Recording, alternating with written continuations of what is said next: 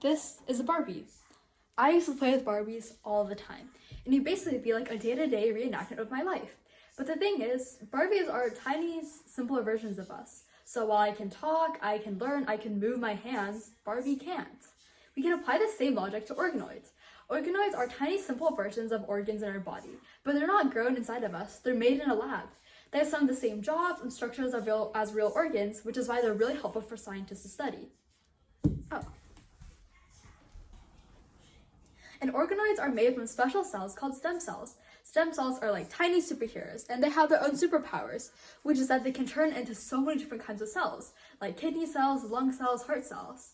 These stem cells are grown in a lab in jelly-like substances that help them organize into mini organs by sorting themselves out, just like puzzle pieces coming together to form an organ.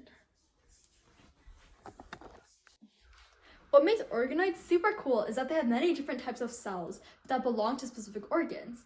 For example, a heart organoid will have heart cells, and a brain organoid will have brain cells. These cells group together and work in a way that's a lot like real organs.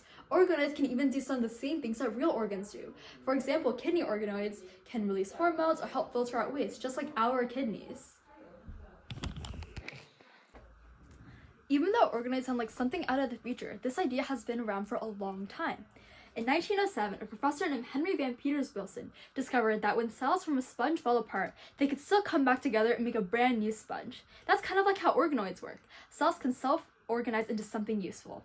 Then, in the 1980s, scientists figured out more about how cells and their surroundings interact, which helped them grow organoids better. And in 1981, researchers were able to isolate stem cells from mouse embryos, and that opened the door to more advanced research.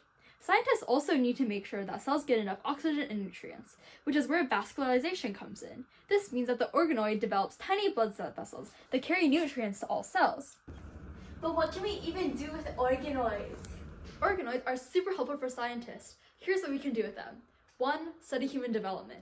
Organoids can help us see how our genetics, our DNA, affect how we grow, especially our brains, lungs, and stomachs. 2, we can model diseases. Scientists can study how diseases like cystic fibrosis or infections like the Zika virus affect our cells by watching what happens inside organoids.